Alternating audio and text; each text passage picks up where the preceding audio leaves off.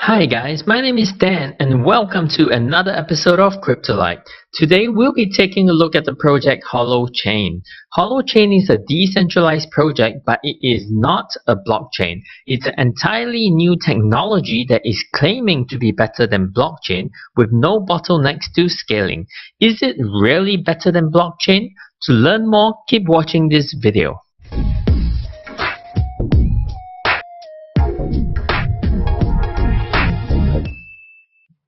The first generation blockchain was Bitcoin, and Bitcoin achieved decentralization by having a network of nodes, and every transaction that was processed and stored by every single node.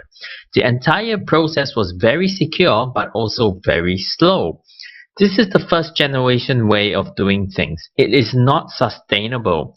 Everyone recognizes that now, and we are currently already in the third generation of blockchain technology and doing things much better.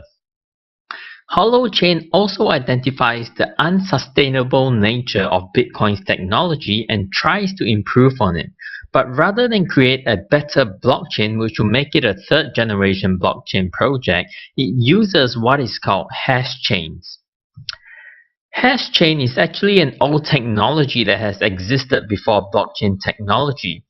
Think of a hash as the signature mark that verifies data at a particular point before more data is added, so it's somewhat like a save function. And as more data and hashes get added, eventually it builds something like a digital fingerprint. That's what a hash chain is. Now imagine that each of these green dots are a hash chain. You will notice that unlike the blockchain diagram, they are not linked to each other, meaning they are not built on a motherboard like Ethereum. Hash chains exist independently. Also, because each hash chain itself uses hash technology, which is a validating technology, each node or hash chain doesn't actually need the consensus of others to process data. In other words, it doesn't need to interact with other hash chains to confirm the data. This is different from Bitcoin, where all the information is processed by all the nodes and confirmed by multiple nodes before being recorded on the blockchain, making it a decentralized process. Now, HoloChain's processing at a systemic level is actually centralized, meaning that each data is processed only on one hash chain. You might say, well, there are many different hash chains. Isn't there a lot of activity going on at the same time on different nodes? Isn't that decentralization? Not really. To be truly decentralized, what it means is that every different hash chain or different nodes will be processing the same data, but in HoloChain's case, each node or each hash chain is processing different data. The same data is only processed on one hash chain. This means that if a hacker was to come in to alter the data being processed, a hacker doesn't need to hack the entire system. The hacker only needs to hack one hash chain.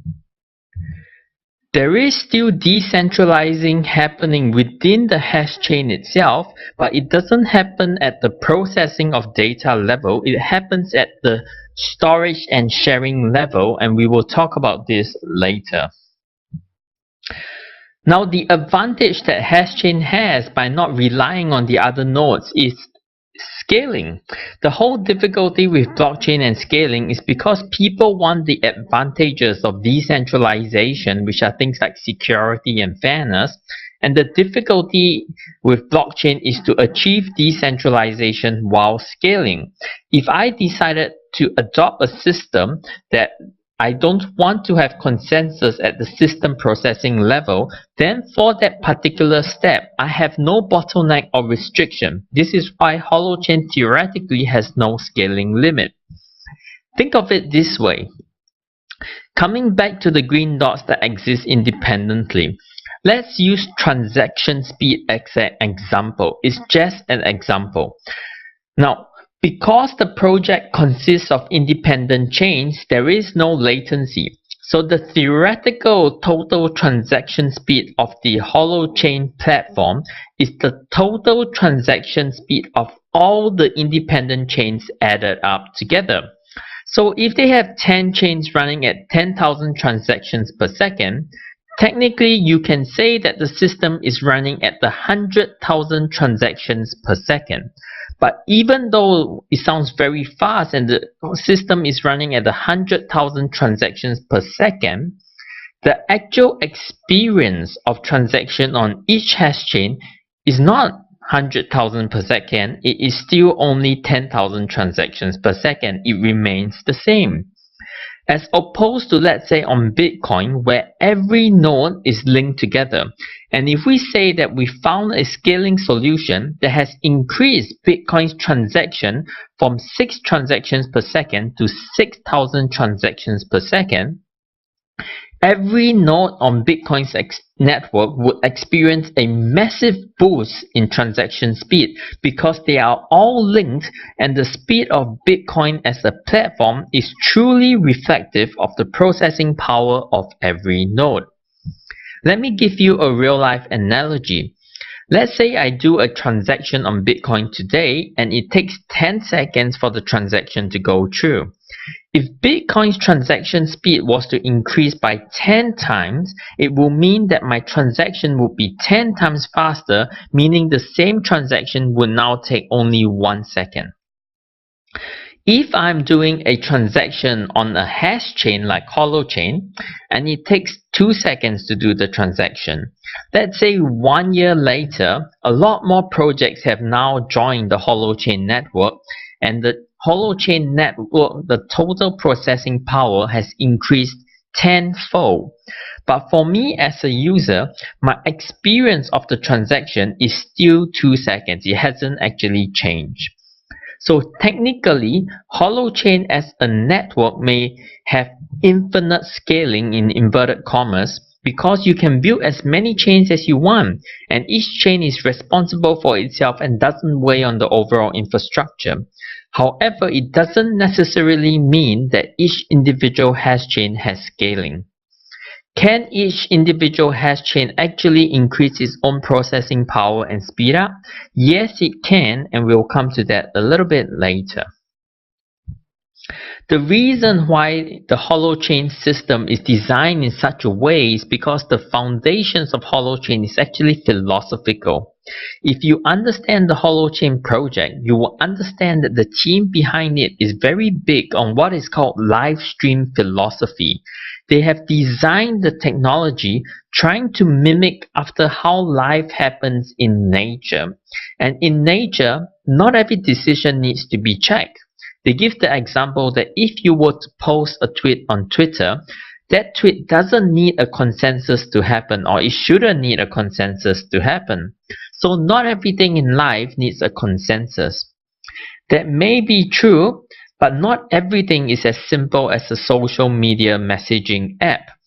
This setup will work really well for a simple app like a messaging app, but what if you were to try and host a decentralized exchange or data from legal firms or medical clinics? What if you were a bank and you could choose between two systems? One is blockchain, which does consensus and decentralization at the processing level and also at the storage level, whereas the other is only HoloChain, who does decentralization at the storage and sharing level only. Which would you choose? Why are banks using Ripple technology? Do you think that they would choose HoloChain over Ripple? I'm not asking this in a sarcastic way. I don't actually know the answer, but I'm asking this genuinely with the hope of provoking some questions in people's minds. What I'm trying to say is everything comes with a cost. The more decentralized you are, the more security you have, but the worse your performance is. But vice versa, the less decentralized you become, the better your performance. HoloChain may perform better than Bitcoin, but it will never be as secure as Bitcoin. HoloChain does have security features, and we're going to look at it now. So each hash chain or node has its own security feature that's called a DNA, where every step of the data journey is kept secure and verified with signatures. The signed data is then recorded on the local chain, but it doesn't just stay there. It is also shared on what is known as the DHT, or distributed hash table, if the data needs to be shared. So if there's a transaction that needs to happen with another party, then the data will be moved over to the DHT. If the data doesn't have to go anywhere, like it's just a tweet on your personal Twitter, then it stays on the local chain itself. Now, when it goes on the DHT, there is a bit of a consensus happening. Think of it as the consensus that we understand on the blockchain, except this time is for the purpose of safety sharing data. In other words, before any stored data on the local data chain can be shared, it must undergo validating through the DHT. Now, the concept of using DHT for file sharing is very similar to using torrents, for those who use BitTorrents and other similar programs.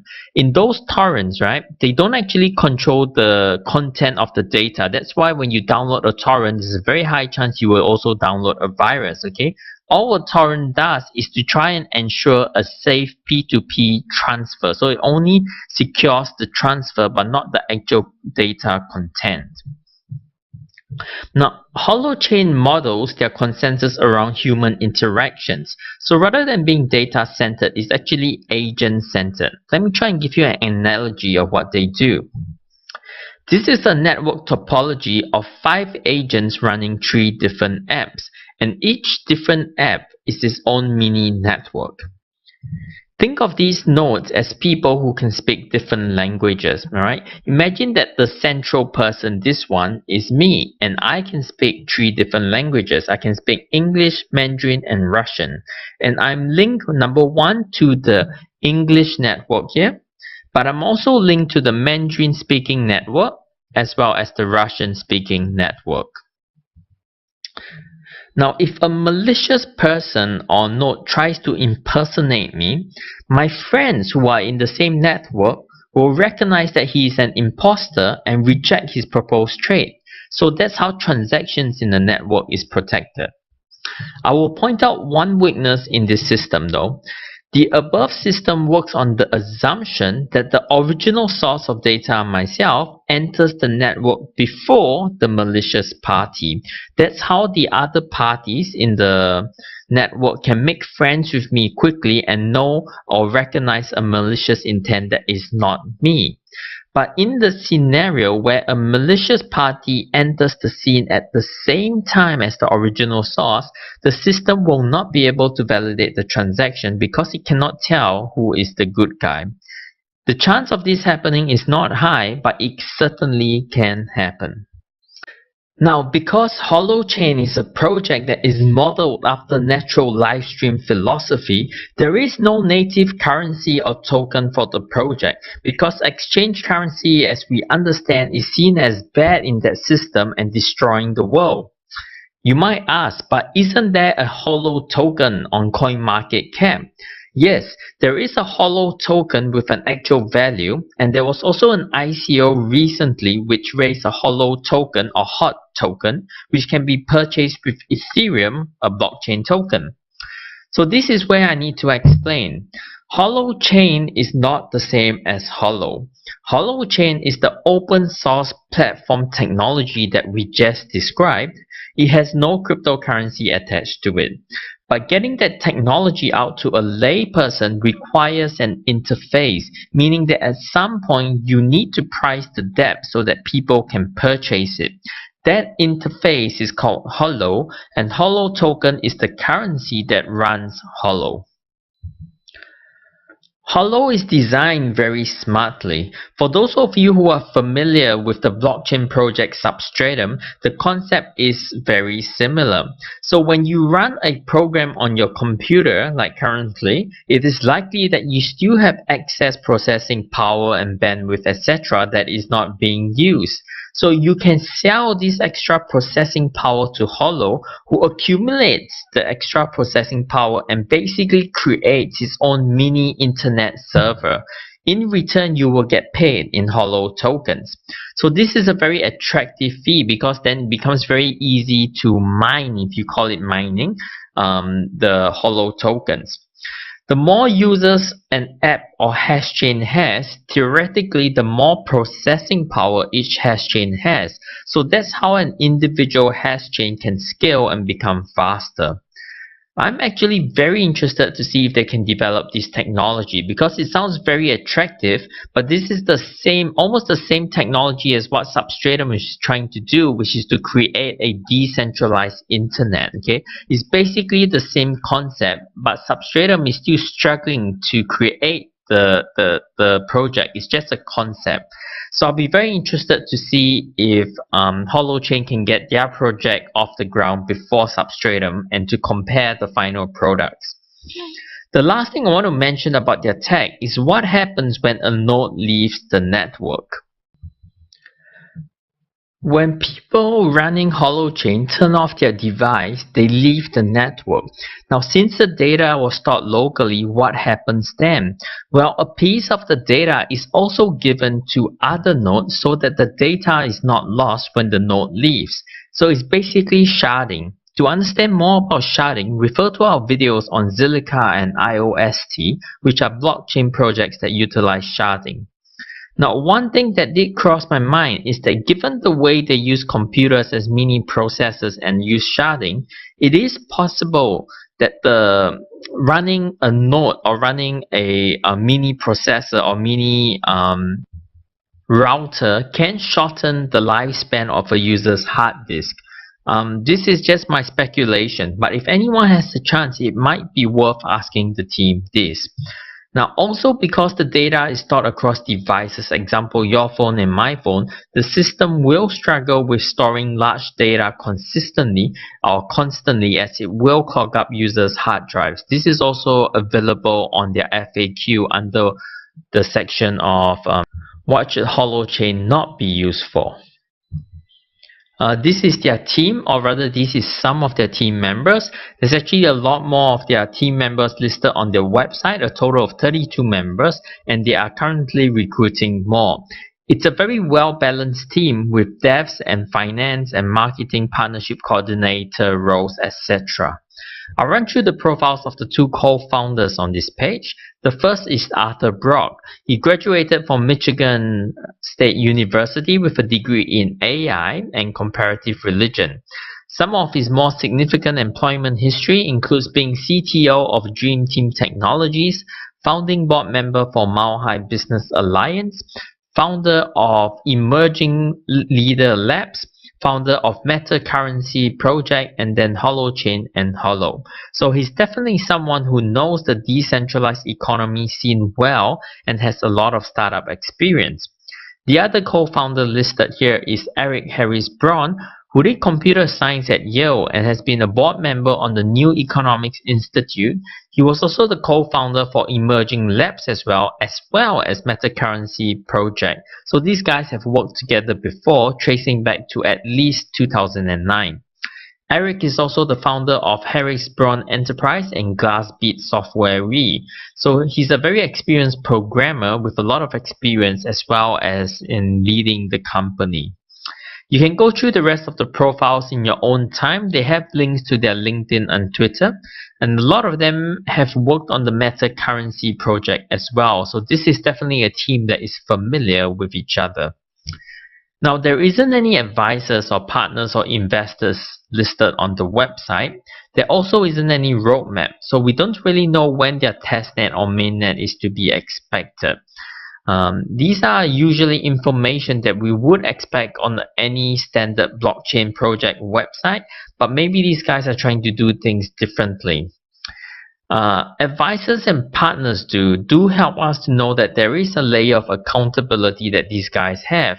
And also a roadmap helps the investors to know, firstly, what milestones to look out for, but secondly, it also again provides a layer of accountability that the team has milestones to hit that is public, so they have to be working hard behind the scenes and not just sitting around after they have raised their initial fundraising. I don't think that they will sit around and do nothing. I actually think this is a very hardworking team. Their GitHub is very active, and I don't really know how to examine codes on GitHub, but the people who do have apparently taken a look at their GitHub work and are very impressed with the amount and the quality of the coding done. So again, I'm pretty sure the team is busy, but still a roadmap, I believe, is a reasonable expectation for the token investor community to expect. The Holo token is currently an ERC20 token. I did wonder why they are using a blockchain technology for their token. I understand that they do need a temporary token before their mainnet is launched, but I would have thought that they would be using their own technology for the interim token. Their pricing is very attractive at the moment. Token price currently is 1.6 cents. That's because their circulating supply is very high, sitting at 133 billion tokens on CoinMarketCap. In fact, I think this is an error. According to their social media, the circulating supply should be the same as the total supply, which is 25% more, so 177 billion. So for some reason it's listed less on CoinMarketCap, and the price may drop a bit once this is corrected. But nonetheless, this is a coin that is doing very well, considering it's less than a month old. It has a market cap of 223 million and is currently sitting ranked number 88 on the market, so in the top 100. Okay, they also haven't been listed on any major exchanges yet, and there is a lot of hype for this project. So my guess is that it probably is going to increase. You see, there's a lot of romantic idealism floating around where people are claiming that HoloChain can scale to 1 billion transactions per second, that HoloChain is better than blockchain in every way, and HoloChain has no weakness, it is the future. I don't think that this is entirely true, but nonetheless, people are going around getting very excited about this project and buying into it. So the current crypto market is not driven by actual worth but by hype. So I think with the hype that this coin has, in the fact that it's not listed on any major exchanges as well, I think in the short term, this coin will likely go up significantly. That's just my guess. In the long term, who knows? It's a new technology, and like all new technology, no one can definitely confirm whether it will work or not. I do believe that HoloChain will get off the ground, as in they will have a working open platform for decentralized apps. I'm not sure how they will compare with the blockchain moving forward. Now, I'm going to put this out there.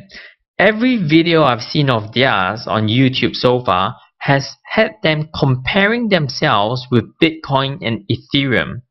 Bitcoin is the first generation blockchain. Ethereum is the second generation blockchain project. All right, they are both old school, and everyone recognizes that both of these have a lot of flaws in their technology. If I was to take the top 200 blockchain platforms today, okay, 198 of them will be third generation blockchain projects, which means that only 1%, which is two projects, Bitcoin and Ethereum, are not third generation blockchain projects. So if you have 99% of the market having 99% of the current market is third generation blockchain projects, which are much better than Bitcoin, why do you compare yourself in every video against the 1% Bitcoin which is outdated, and then claim that you are fixing blockchain just because you're fixing the flaws that Bitcoin has? Bitcoin as a technology is almost dead these days, and if Bitcoin was to die, the technology that killed Bitcoin was not HoloChain or Hashgraph, it was blockchain itself. Blockchain technology is evolving so rapidly. These days, new blockchain projects are being compared against other third generation projects like Cardano and EOS, and the likes, which have very new and novel smart technology. There are new consensus algorithms in blockchain space like DPoS and proof of believability. Why are you still comparing yourself to proof of work and proof of stake? And as I said before, blockchain technology is decentralizing at both the system processing and the storage and sharing level. HoloChain is really decentralizing at the node level as well as the storage and sharing level. It works quick and fast for things like a messaging app, but if I was an institution with large transaction volumes like a bank, will I choose HoloChain over Ripple? I'm not sure that they will. And this is not really a conversation about the philosophy that banks are centralized and working with centralized authority. This is not about that. This is just an example to highlight whether the technology can support the high level of volume and large data and security required. So personally for me, I feel that HoloChain in this video so far has really generalized blockchain as the Bitcoin technology, and I would love to see them give recognition to the third generation blockchain projects and actually compare themselves to those. I mean, comparing yourself to Bitcoin where every transaction is processed and stored on every node and is not sustainable, that is a fact that we know, and it's really quite an old fact, and we've moved past that a long while ago as a blockchain technology. So I would love to see them go head to head with Cardano to compare the tech and philosophy, or to compare themselves against EOS and DPoS and the scope of the EOS project, or to compare themselves against a blockchain and AI project like Matrix, or a blockchain and hardware project like HPB, both of whom have great scalability. As a project, they also use sharding, but so does Zilliqa and IOST. They want to create a decentralized internet model for Holo, but so does Substratum, and Tira is also doing the same, but only working with bandwidth. So they have some features that some of these projects will not have, but those projects also will have features that they don't have. I think it's actually really hard to say that one is definitely better than the other. So this is my own personal opinion, and the whole video is not professional advice, it's just my own personal opinion. I could be wrong. I do think HoloChain is a new and smart technology. I do think they will be better than Bitcoin, but I don't necessarily think this equates to being better than blockchain on the whole. I don't think that HoloChain is as perfect as some people think it is, even though I think it is a very good technology. But the degree to which people think is perfect actually scares me. Like I go on their community and hear what people are talking, and people kind of think this is the perfect technology that is going to solve all of decentralization problems, and I don't think so. In fact, I think there are several third generation blockchain projects currently that are very comparable to it, and that's only the third generation of blockchain projects. Blockchain technology is developing so rapidly, the fourth and fifth generations in the future will be even better. But fundamentally, I want to say I don't disagree with HoloChain finding an alternative solution to decentralization. In fact, I will cheer them on because I believe that there is more than one solution to a problem, and I'm glad that they're thinking outside the box. At the end of the day, all we are trying to achieve is decentralization. So I definitely wish the team and everyone who support them all the best. That's my thoughts on HoloChain, guys. Let me know what you think of HoloChain and post it in the comments below so that everyone can read it. We are trying to be an open community that way. I'm also very curious as to what people think of this project. I hope you found this video helpful. If you did, please hit that like and subscribe. Also, do join our Telegram chat where we regularly have posts on what coins we should review next. And we also have very quality conversations about quality projects like this one. That's all for me now, guys. Take care, have a great day, and we will catch you soon.